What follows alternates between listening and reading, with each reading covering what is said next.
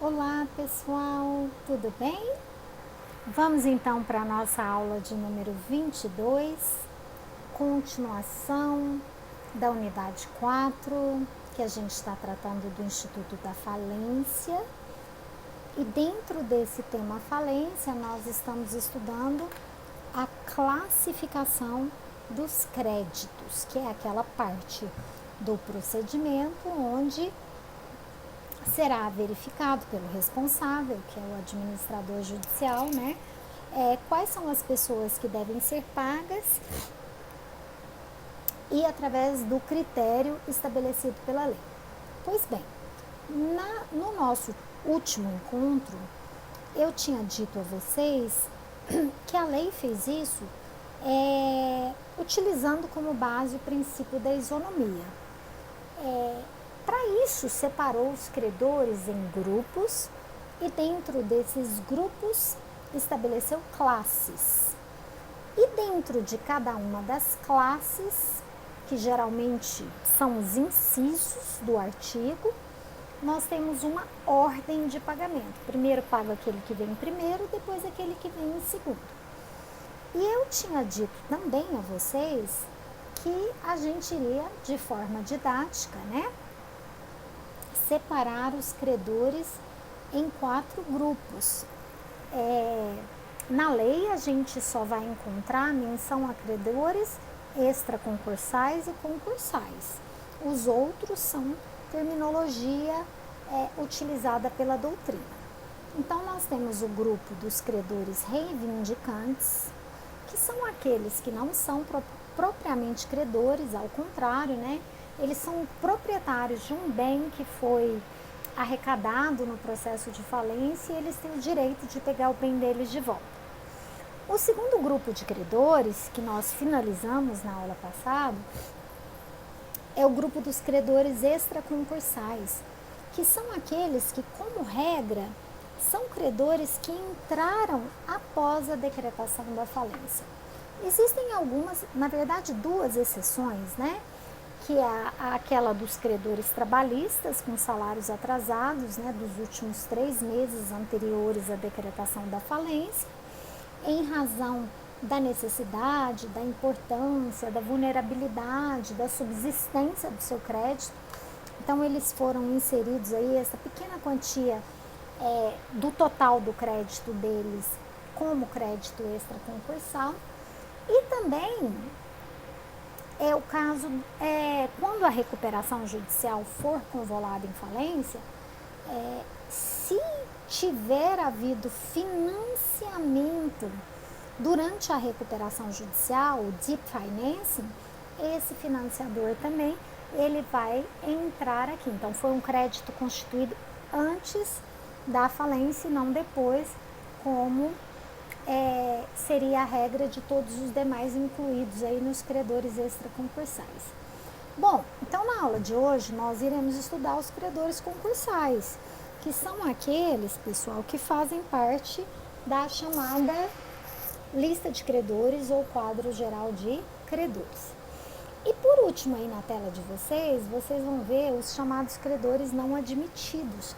Eu só coloquei para vocês realmente perceberem, né, que o administrador judicial ele vai trabalhar por grupos.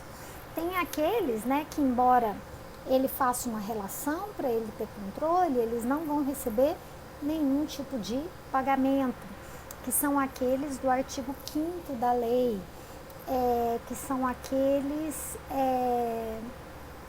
das obrigações a título gratuito da empresa devedora, né, e das despesas que qualquer credor tiver feito para ingressar ou na recuperação judicial ou na falência.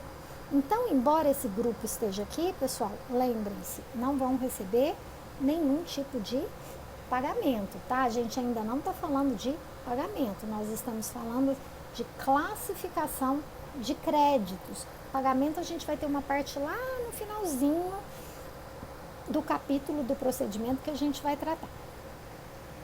Bom, então na aula passada, no nosso encontro passado, nós falamos do grupo 1, que é dos credores reivindicantes e que entram com pedido ou ação de restituição. E depois nós falamos do segundo grupo, que é o grupo dos credores extraconcursais. Esse grupo, pessoal, ele foi alterado recentemente pela 1412 de 2020 e realmente o artigo ele foi todo remodelado, então tomem bastante cuidado com isso.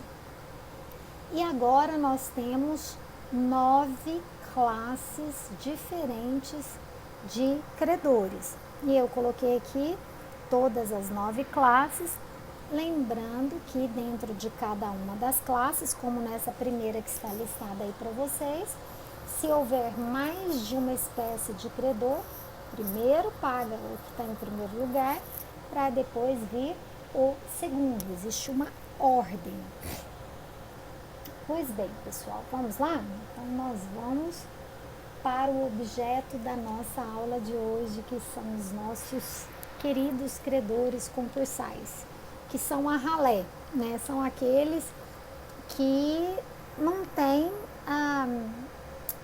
o privilégio de ficar lá em cima, né? Eles vão ficar com os demais. Então, assim, eles correm um risco muito grande de não receber. Muitas vezes, pessoal, o dinheiro não passa dos credores extraconcursais.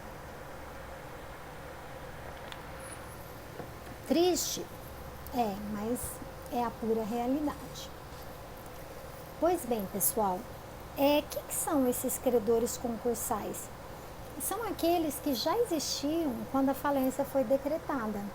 São créditos que já eram devidos pelo empresário antes da decretação da falência. Então, como é que eu chego nesta lista dos chamados credores concursais? Nós já sabemos. É aquele procedimento de verificação de créditos contido entre os artigos 7º a 20, lembra que nós estudamos? Publica-se uma primeira lista de credores, faz-se as habilitações e divergências administrativas, aí o administrador judicial vai publicar a segunda lista de credores, e aí vai correr o prazo de 10 dias para os credores apresentarem as impugnações, e aí o juiz vai decidir quem é que tem razão, se julga pela procedência ou improcedência daquela habilitação ou divergência. E aí nós temos a terceira e última lista de credores, que é também conhecida como quadro geral de credores. Então, pessoal, o quadro geral de credores nada mais é do que a terceira lista de credores. Essa lista definitiva, que foi evoluindo daquela primeira que foi apresentada. Lá, na recuperação judicial, vocês viram que ela era juntada pela empresa devedora junto com a petição inicial. E aqui na falência, qual é o momento que ela vai aparecer? Artigo 99. Uma vez que o juiz decrete a sentença de falência, ele vai mandar a empresa falida juntar a primeira lista de credores no processo.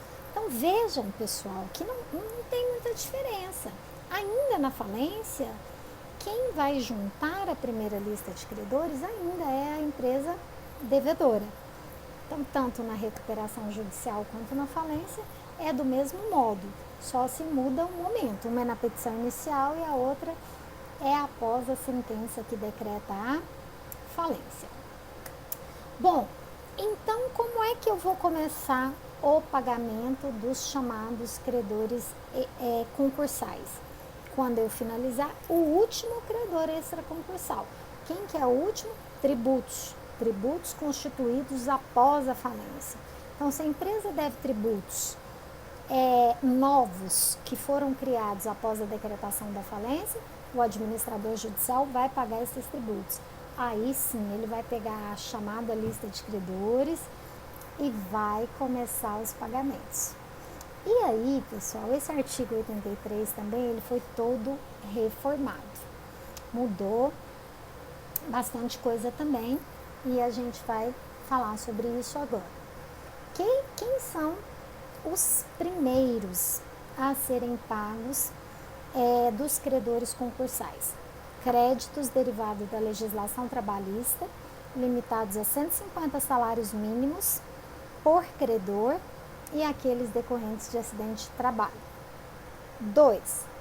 Créditos gravados com direito real de garantia, até o limite do valor do bem gravado. 3. Créditos tributários, independentemente da sua natureza e do tempo de constituição, exceto os créditos extraconcursais e as multas. Por que o legislador teve esse cuidado de falar exceto os extraconcursais?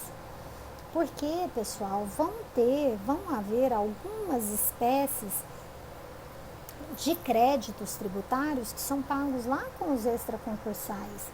Vamos lembrar aqui? Deixa eu só voltar aqui no artigo para mostrar para vocês. Ó, artigo 84. Vamos lá. 1, 2, 3, 4, quarta classe, quinta. Ó, quinta, obrigações resultantes de atos jurídicos válidos ou após a decretação da falência. Sexto, sétimo, oitavo, nono, tributos judiciais relativos a fatos geradores ocorridos após a decretação da falência. Então, aqui nos créditos extraconcursais já havia a previsão de pagamento de alguns créditos tributários, mas daqueles que foram constituídos após a decretação da falência. Então, a gente tem que tomar cuidado, porque nesse grupo aqui são só esses créditos antigos, tá? Excluiu o inciso 4, que tratava dos chamados credores com privilégio especial. Excluiu o inciso 5, que eram os credores com privilégio geral. Inciso 6, créditos quirografários. E aí ele descreveu que são quirografários todos que não estão previstos nos outros incisos. Então, aqueles que eram privilegiados passaram a ser quirografários. O saldo dos créditos não cobertos pelo produto da alienação, dos bens vinculados ao seu pagamento, já vou explicar. Saldo dos créditos da legislação trabalhista, também vou explicar. Multas contratuais e penas pecuniárias por infração de leis penais ou administrativas. O que é isso? Multa. Tributo você paga lá em cima, a multa sobre o tributo você paga aqui embaixo. Você deve um credor quirografário, vamos supor, você paga a obrigação contratual lá em cima. Se houver alguma multa devida, você paga a multa aqui embaixo. Lembra daquilo que nós falamos na aula passada, que o credor pode figurar em lugares distintos da lista? Eis a situação aqui. Créditos subordinados, também vou explicar para vocês o que são créditos subordinados. Aí ele menciona aqui quais são. E os juros vencidos após a decretação da falência. Bom, vamos lá, vamos ver cada uma dessas situações ou dessas classes listadas pelo artigo 83, que configuram os chamados créditos concursais. Primeiro, e muito interessante, créditos trabalhistas e decorrentes de acidente do trabalho. Bom, primeiríssima coisa, o que é crédito trabalhista? É aquele só decorrente de relação de trabalho da CLT? Não, pessoal. Na vigência da lei anterior, entendia-se que era isso, que o crédito trabalhista seria só aquele decorrente de contrato de trabalho aí, né, da CLT. Só que a jurisprudência foi evoluindo no sentido de colocar qualquer tipo de prestação de serviço aqui. tais como honorários de advogados, por exemplo, né? Então, hoje, os honorários dos advogados, se eles receberem, por exemplo, honorários de sucumbência numa determinada ação judicial em que a massa falida faça parte, o crédito da ação vai ser quirografário, mas os honorários de sucumbência que aquele advogado ganhou, ele vai habilitar aqui como crédito trabalhista, tá? Então aqui, pessoal, cuidado com doutrina antiga também, porque essa nova interpretação é fruto de entendimento jurisprudencial bem recente e que foi aí inserido no conteúdo dessa lei.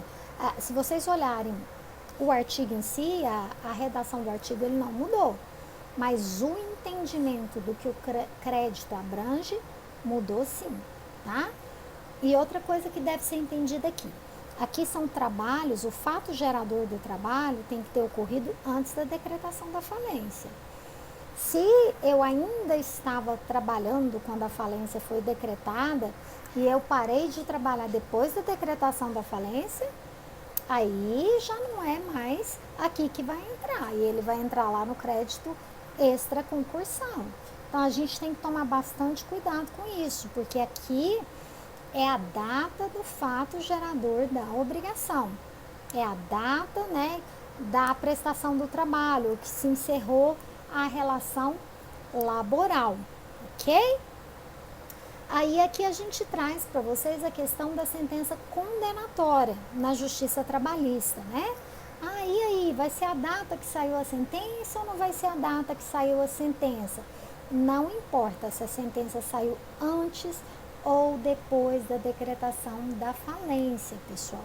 Eu tenho que olhar a data do fato gerador, a data que se encerrou a prestação de serviços, ou se ele foi eventual, no caso de honorários advocatícios, por exemplo, né? Aí vai ser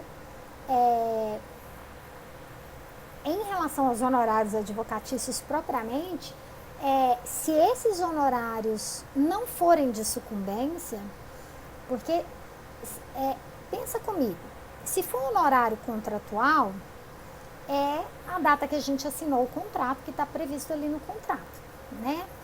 Se não for honorário contratual, se for honorário de sucumbência, eu só ganho esses honorários, eu só passo a ter direito a esses honorários a partir da prolação da sentença. Então, é na data que a sentença é prolatada que eu passo a ter direito aos honorários de sucumbência, pessoal, especificamente de sucumbência. Então, nesse caso específico, eu vou ter que olhar a data da sentença, tá? Para eu saber se esse crédito é extra concursal ou se ele é concursal. Então, cuidado com essa situação específica aqui, que ela é um pouquinho diferente das demais, né? Porque o que dá origem aos honorários de sucumbência é a sentença. Em relação aos outros, não, é o fato gerador, ok? Bom, os créditos, não sei se eu falei nada sobre isso, deixa eu dar uma olhadinha aqui no material de vocês. Falei, tá. Tudo é novo, né, gente? A gente nem lembra se colocou ou se não colocou. Ainda estou me acostumando com material novo. Outra coisa, pessoal, o que é o crédito decorrente de acidente de trabalho? É aquele que nasceu em razão de uma ação de indenização. E aí, pessoal, o que dá origem? O que faz nascer o crédito por acidente de trabalho? É aquele ato lesivo. Então, vai ser aqui, o fato gerador vai ser a data do ato lesivo, se foi antes ou após a sentença que decretou a falência. Algumas questões polêmicas em relação a essa classe dos trabalhadores e dos acidentes de trabalho. A primeira delas é o crédito do FGTS. Por quê? FGTS fundo de garantia por tempo de serviço. Não é um tributo, ele não tem uma natureza de tributo, pelo menos não é assim que a gente pensa, né? Que o empregador é obrigado a recolher aos cofres públicos, reter do empregado e recolher aos cofres públicos. Então surgiu a dúvida, né? Se o crédito do FGTS ele teria natureza tributária ou trabalhista, porque a lei que regula o FGTS fala que a única forma de recolhimento do FGTS é através do depósito na conta vinculada, que é uma conta específica destinada ao fundo. Bom, hoje chegou-se ao consenso, pessoal, de que apesar do Estado fazer a gestão desse fundo, a fiscalização do recolhimento desse fundo, ele é do trabalhador, é um dinheiro que é do trabalhador que está lá só sendo cuidado pelo Estado. Então, o FGTS ele tem natureza trabalhista. Então, ele vai ser pago junto com esse crédito trabalhista, ele não vai ser pago lá junto com o crédito tributário. É essa que era a discussão a respeito do assunto. Então, hoje a gente não tem mais dúvida, tá? Então, o valor devido ao FGTS integra a verba trabalhista. Segunda dúvida a respeito disso, multas. Quando o empregado ele entra com uma ação, uma reclamatória trabalhista na Justiça do Trabalho, ele geralmente pede duas multas, que é a do artigo 467 da CLT e do 477. A do 467 é aquela multa porque você não pagou tudo que você tinha que pagar das verbas trabalhistas. Então, você vai ter que fazer o pagamento dessa multa. E a outra, do 477, parágrafo 8, é que você não pagou a indenização devida, ficou faltando alguma coisa quando você fez a rescisão desse trabalhador. Bom, então a questão é, se essa multa, ela entra lá embaixo. Vocês viram lá que na última classe tem multas? Pois é, chegou-se ao consenso que elas têm natureza indenizatória. Na verdade, pessoal, elas vão para o trabalhador. Então, ela deve ser considerado crédito trabalhista. Então, faz parte aí do crédito trabalhista. Eu não vou excluir essa multa. Em relação aos honorários advocatícios, né? Também já tinha mencionado para vocês anteriormente que agora, né, já foi consagrado aí pelo STF. Antes era só havia posicionamento do STF, depois o STJ se manifestou também em matéria de recurso repetitivo. Então, hoje não há qualquer tipo de dúvida que os honorários advocatícios, sejam eles contratuais ou sucumbenciais, tá? São considerados créditos trabalhistas. E veja bem, pessoal, não importa se a titularidade do crédito é de pessoa física ou de pessoa jurídica, mas a sua natureza é de crédito trabalhista. Bom, outra coisa muito polêmica sobre essa primeira classe dos credores trabalhistas. A lei estipulou o limite de 150 salários mínimos por trabalhador para receber nessa classe. Ah, professora, e se eu tenho 200 salários mínimos para receber? Você vai receber 150 salários mínimos nessa classe e os 50 salários mínimos restantes você vai receber como credor quirografário. Então, você vai figurar em 2 lugares diferentes da lista. na classe dos trabalhistas de até 150 salários mínimos e na classe dos quirografários. E aí, pessoal, quando a lei foi publicada, em 2005, né, houve uma enorme polêmica por causa desse limite de 150 salários mínimos. E houveram várias ações diretas de inconstitucionalidade questionando aí essa limitação. E todas, o resultado foi o mesmo, de que o que ultrapassasse 150 salários mínimos não teria natureza alimentar, tá? E isso poderia prejudicar os demais credores. Essa limitação, pessoal, ela vai proteger os credores pequenininhos, né?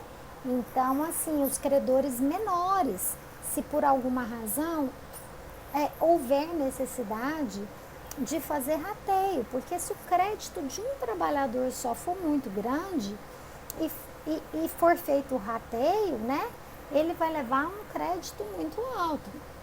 Então, essa também foi uma das justificativas para que se impusesse esse limite de 150 salários mínimos aos créditos trabalhistas. Então, passou, vou ficar sem receber? Legislador diz que não. Legislador diz que você vai receber como crédito quirografário.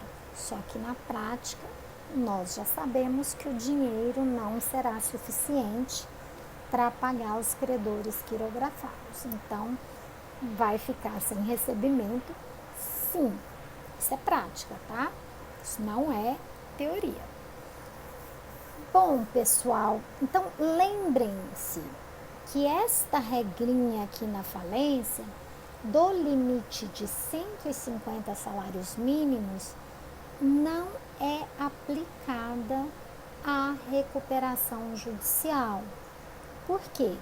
Lá na recuperação judicial é o plano de recuperação judicial que vai dizer como que esses credores trabalhistas vão receber. Lembrando que a única limitação é aquela de que seja realizado o pagamento deles em até 1 ano.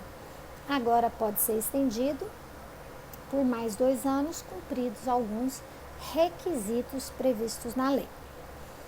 Bom, outra novidade muito boa e elogiada foi que os créditos cedidos mantêm agora sua natureza e classificação.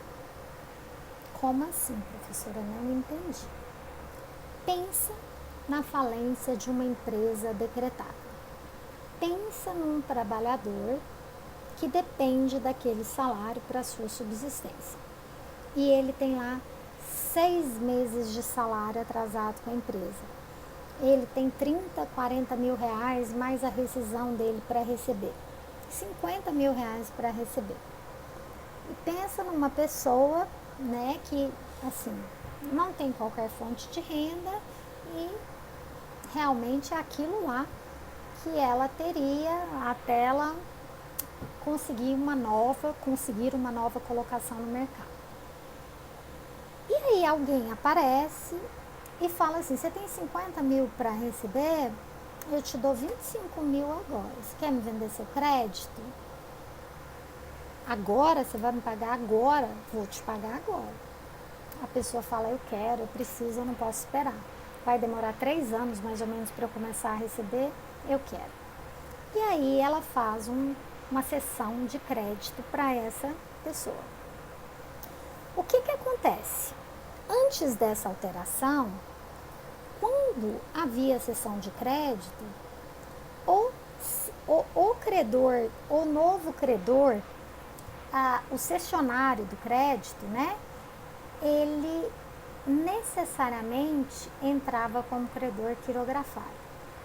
A cessão fazia com que a natureza do crédito se alterasse. E para quê? para impedir esse mercado de venda de créditos, pessoal, para que não fossem vendidos esses créditos. E aí, né, muita discussão houve a respeito e falou, olha, não adianta nada fazer isso, a gente quando precisa a gente vende mesmo, olha aí, precatório, né, todo mundo que tem precatório vende precatório, não aguenta esperar 8, 9 anos aí para receber, a mesma coisa acontece aqui, né? Então, pessoal, o que o legislador fez? Ele falou, olha, não vamos tapar os olhos não, vamos abrir os olhos e vamos então deixar esse mercado acontecer? Foi isso que se fez, tá? Então houve um estímulo para que fosse feita a cessão do crédito, seja lá, independente de quem cedeu o crédito, ele vai manter a mesma natureza e a mesma classificação, ok? O segundo caso, pessoal, segundo caso não, segunda classe. Lá na primeira nós temos dois tipos, nós temos primeiro trabalhistas, segundo acidente de trabalho. Então paga um, depois paga o outro, nessa ordem, tá? Aí eu passo, terminei todo mundo da primeira classe, passo para a segunda classe.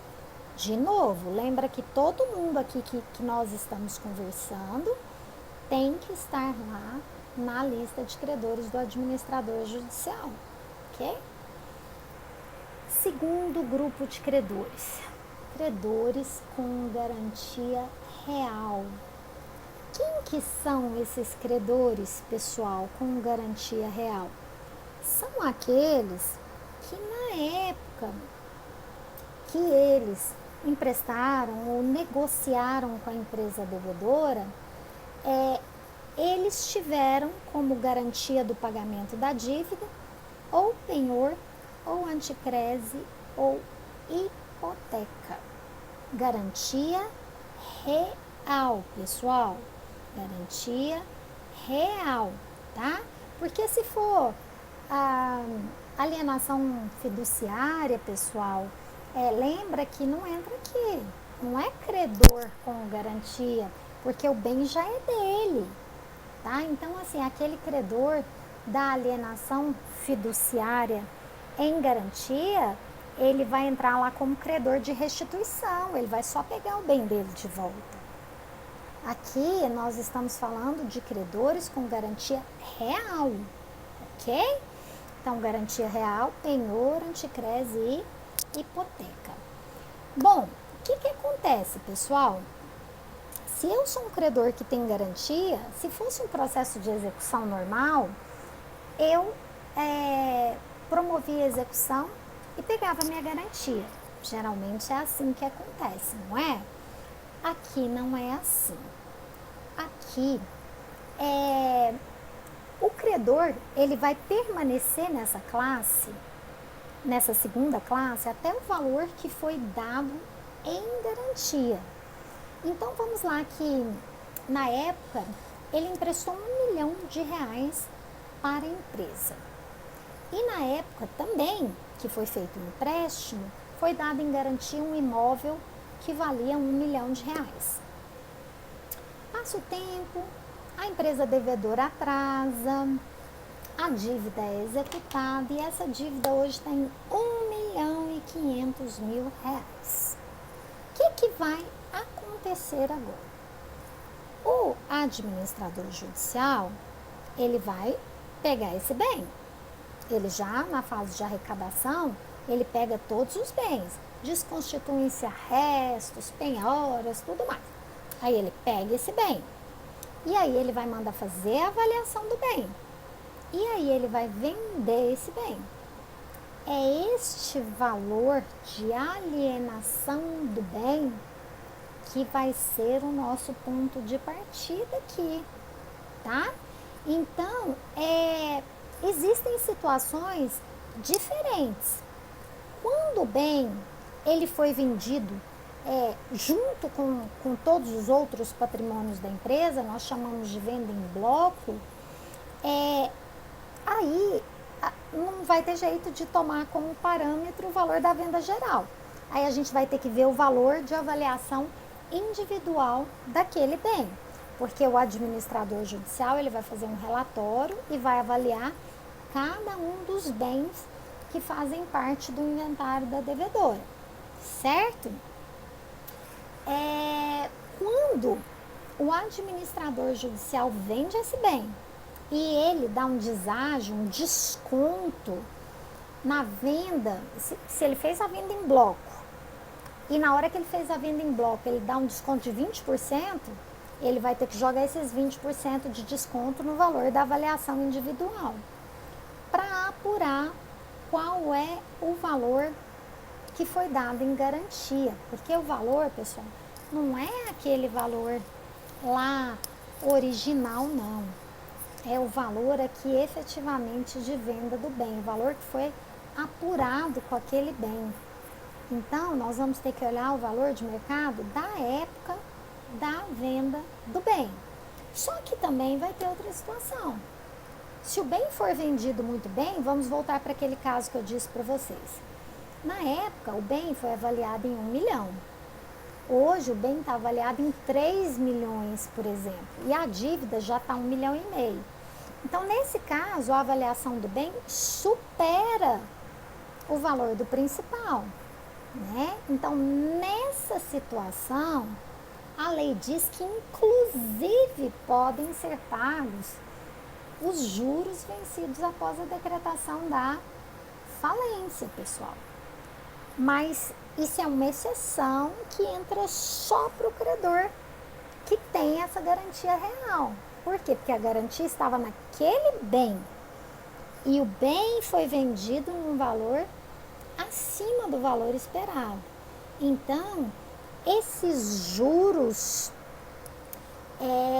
cobrados aí após a decretação da falência, até o montante, os juros gerados após a decretação da falência, eles vão poder ser inseridos aí no valor principal da dívida. Então, esse caso é exceção à regra geral, porque geralmente não se permite o pagamento de juros. Então, é só no caso da garantia real, onde o bem realmente foi vendido por um valor muito maior do que o valor de mercado. Bom, pessoal, naquela situação de venda do bem, e o valor de venda do bem não dá para cobrir o valor da dívida, aí, pessoal, o saldo remanescente dessa diferença, o credor vai ter que habilitar como credor quirografado. Exemplo, para vocês entenderem. Naquele nosso exemplo, o imóvel, a dívida era de 1 milhão, o imóvel era de 1 milhão. Correram juros e tal, a dívida hoje é 1,5 milhão. O imóvel foi vendido por 1 milhão. Ficou um saldo de 500 mil. Esse credor, ele vai receber na classe de garantia real só 1 milhão. E 500 mil lá nos credores quirografados. Ok?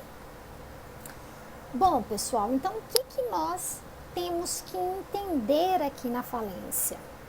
É que não existe vinculação entre o produto da garantia ou da liquidação, né, e o crédito garantido. Não tem vinculação. Lá no Código Civil é diferente. Existe uma vinculação da garantia com a obrigação. Aqui não. Aqui, o valor da venda do bem serve apenas para a gente decidir em qual classe que ele vai ficar. Até que montante ele vai ficar numa classe ou se ele tem que passar para outra classe. Ok? Sobrou dinheiro da venda desse bem, ele vai para a massa para pagar o restante de credores. Entendidos os credores com garantia real? Vamos então para a nossa terceira classe de credores. Pouquinho difícil de entender essa daqui, mas nada impossível. Eu esqueci de apagar aqui, eu tô vendo aqui que eu esqueci de apagar um slide, depois eu vou corrigir. Terceira classe, créditos tributários. Independentemente da natureza, do tempo de constituição, falou que é crédito tributário, entra aqui, tá? Exceto os extraconcursais, que nós já falamos a razão, e as multas tributárias, porque elas estão lá embaixo, em outra classe. Bom, o que que nós temos que entender aqui? Crédito fiscal e crédito tributário, tem diferença? Tem diferença. Eu esperei esse momento para falar isso para vocês. Embora lá na recuperação judicial eu tenha colocado tudo na mesma sacola, porque lá na recuperação judicial o pagamento é diferente. Aqui não, aqui a gente tem que aprender realmente a diferença. O que que é débito fiscal e o que que é débito tributário? Débito fiscal, pessoal, é qualquer débito em face da fazenda pública, tenha ele natureza tributária ou não tenha natureza tributária. Então, assim, nós temos lá na Lei 4.930 de 64, que é a lei que fala sobre o crédito fiscal inicialmente, né?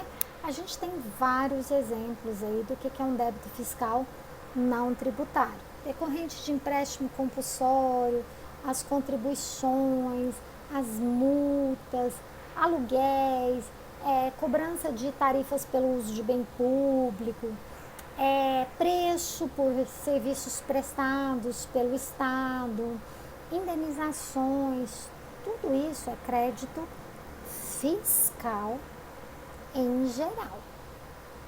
Tá, qual é a diferença de crédito tributário?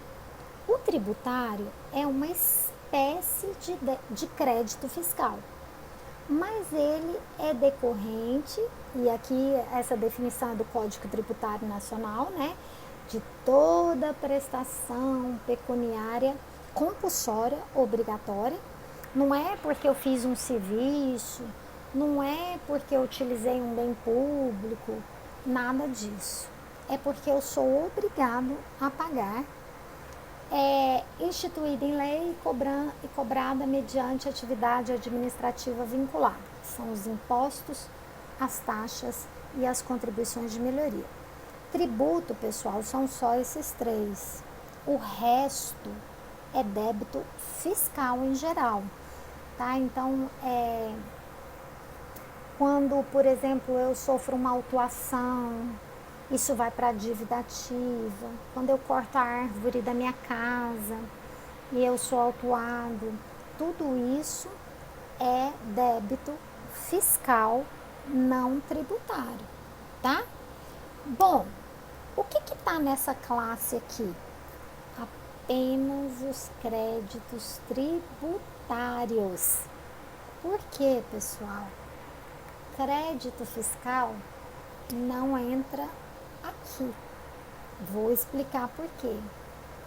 A Lei 6.830 de 80, que é a lei que disciplina a execução fiscal, diz que a dívida ativa da Fazenda Pública exclui qualquer outro juízo. Fala, inclusive, não permite habilitar no processo falimentar, mas fazer a penhora no rosto dos autos. Embora o crédito só possa ser satisfeito conforme a ordem de pagamento dos credores. Vamos entender então. Então, esses créditos chamados fiscais, eles não vão se habilitar, mas o fisco vai fazer uma penhora no rosto dos autos, vai constar lá penhora valor de tal real. E isso vai ficar lá. O administrador vai fazer um controle desses pagamentos que ele vai ter que fazer para o fisco, certo? E aí, pessoal, ele vai fazer esses pagamentos aqui para o fisco, ok? Eu não sei se eu anotei aqui para vocês. Deixa eu ver aqui. Ok. Não, é isso mesmo. Que eu queria ver se eu tinha anotado para vocês aqui a ordem prevista no Código Tributário Nacional. Então, olha só. deixa eu voltar aqui um pouquinho só para eu continuar. Então, pessoal, a gente tem que tomar um cuidado, porque vocês vão ver realmente nessa classe só imposto, taxa e contribuição de melhoria. E além disso, pessoal, o Código Tributário, isso não está na lei de falência, ele fala que tem uma ordem de pagamento dentro do crédito tributário. Cuidado, porque isso não está na lei de falência, mas no Código Tributário. Fala que a ordem é primeiro União, depois Estados e Distrito Federal e município. Então, se o dinheiro só der para pagar os tributos federais, serão pagos apenas os federais, só depois os estaduais e do Distrito Federal e, por fim, do município. Ok? Multa tributária, entra aqui? Não, ela vai lá para baixo, são chamados de credores subquirografados. Contribuição social, entra aqui? Entra, porque a contribuição, lembra lá que eu falei para vocês, impostos, taxas e contribuições de melhoria? Então, houve o questionamento. E contribuição social? Por equiparação, é um crédito tributário. Por quê? Porque é um crédito da União, titularizado pela União. Se é da União, é crédito tributário. Bom, então, pessoal, a questão aqui dessa diferença de crédito tributário e fiscal é só para vocês entenderem que nesta classe aqui vai entrar ou vão entrar apenas tributos, impostos, taxas e contribuições. Bom, quarta classe, e é onde está a grande maioria dos credores, pessoal, que são os credores quirografados. Como vocês podem perceber, né, o caminho que nós já percorremos até aqui, a chance de recebimento é muito pequena, porque muita água já rodou por aí, já passou banco, já passou trabalhadores, rescisões, já passou tributos que vai levar grande parte do dinheiro. E aí nós chegamos nos quirografados. Então, quem que são os quirografados? São os demais. Quem não tinha nenhuma espécie de privilégio entra aqui.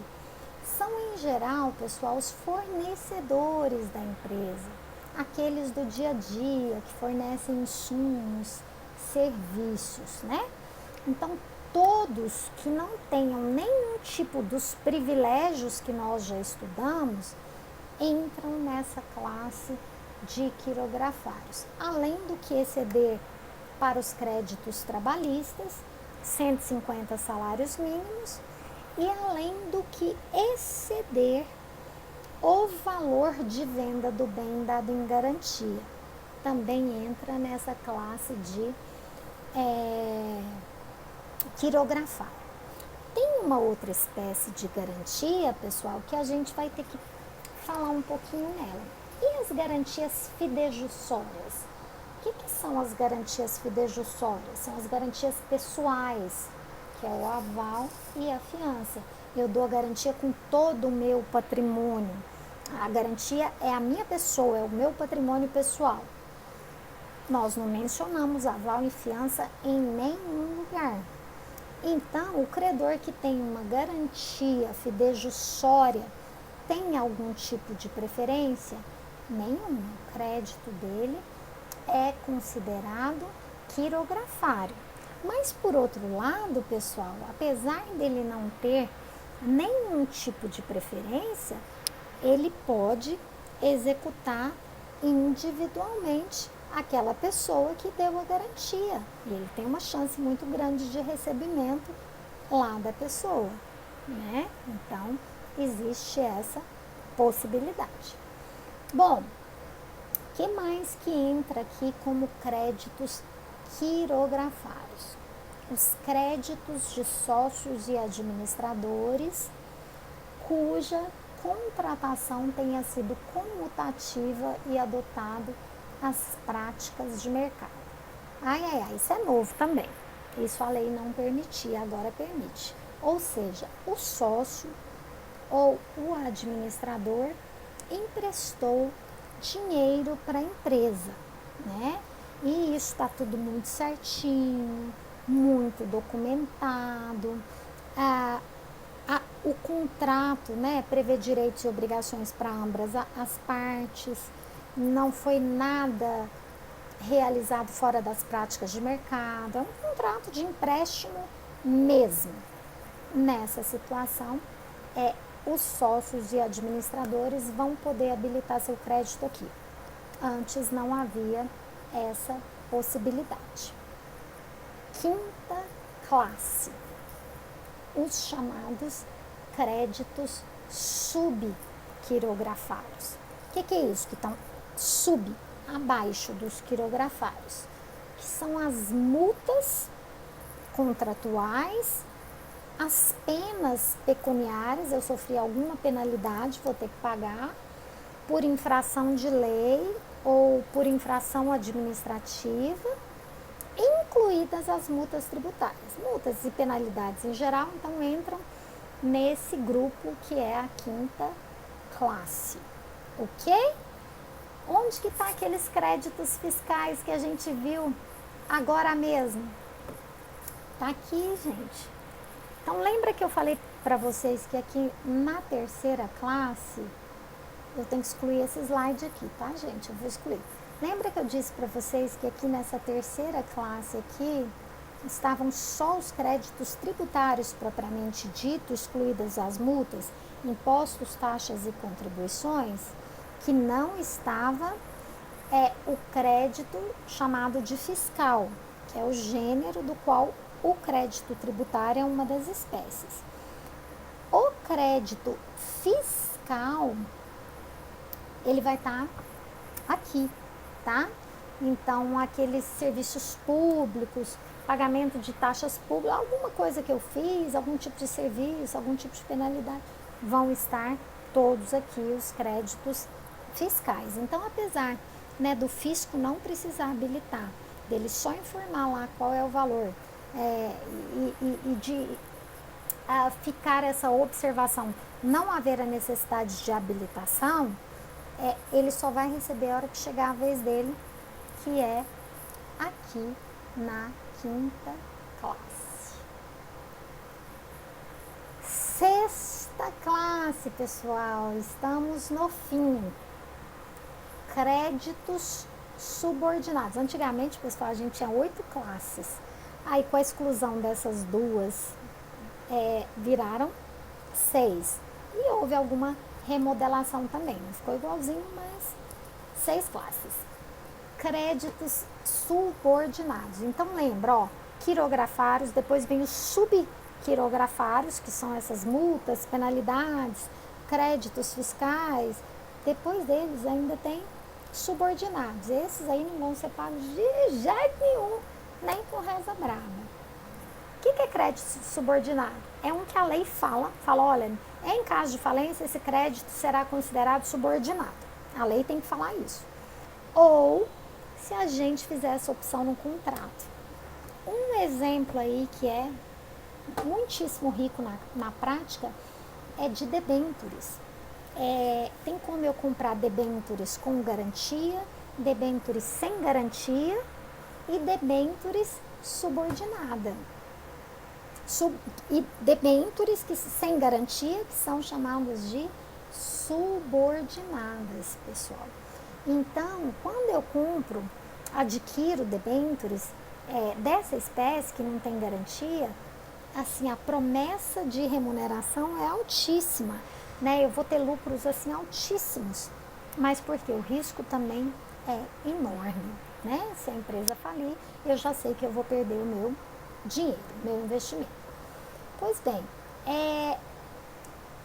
os créditos dos sócios ou administradores que não tenham vínculo administrativo com a empresa vão ser considerados créditos subordinados, porque se o administrador ele tiver vínculo empregatício, ele vai ter crédito trabalhista, tá? Mas se ele não tiver vínculo de emprego, então o crédito dele vai ser subordinado, ok? Bom, esse crédito aqui, pessoal, dos sócios e dos administradores sem vínculo, não se confunde com os créditos do sócio em razão da sua participação no capital social da pessoa jurídica, tá? Porque, assim, é algum empréstimo que o sócio fez, porque aquele dinheiro que eu investi para a formação do capital social, pessoal, eu só vou receber se pagou todo mundo, acabou de pagar, sobrou, aí eu vou devolver o saldo remanescente para esses sócios, que seria o patrimônio, né, restante remanescente. Mas acho difícil de acontecer na prática, né? Porque senão esse credor, essa empresa devedora não teria nem pedido, deixado chegar à situação falimentar. Bom, os juros, pessoal, e os juros, né? Bom, se houverem juros até a data da decretação da falência, eles devem ser pagos normalmente junto com o crédito principal. Qual é a nossa deadline aqui para atualização do crédito? A data da decretação da falência, pessoal. Então, quando eu vou habilitar meu crédito, eu posso corrigi-lo até a data da decretação da falência. Depois acabou. Se a falência demorar 10 anos, meu crédito vai ficar desatualizado 10 anos lá, tá? Então, é esse que é o meu parâmetro aqui. Bom, e os juros após a decretação da falência? Não vão ser pagos. Essa é a regra trazida pelo artigo 124. Contudo, né, entretanto, contudo, se vendeu todos os bens e sobrou dinheiro, aí a lei fala que você pode pagar esses juros após a decretação da falência, tá? Pagou todo mundo, acabou, não tem mais ninguém para pagar, sobrou dinheiro em caixa, então agora vamos pagar os juros vencidos após a decretação da falência, ok? Então, mas olha o problema com isso. Quando o credor for habilitar o crédito, ele só pode colocar o valor dos juros até a decretação. Ele não vai poder colocar esse saldo para após a decretação da falência, certo? Então, o único juro que vai poder ser colocado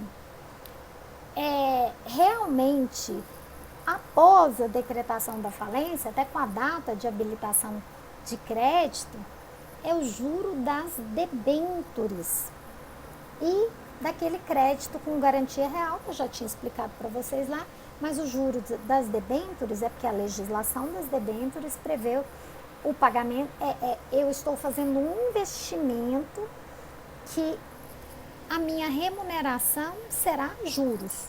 Então, os juros fazem parte do principal.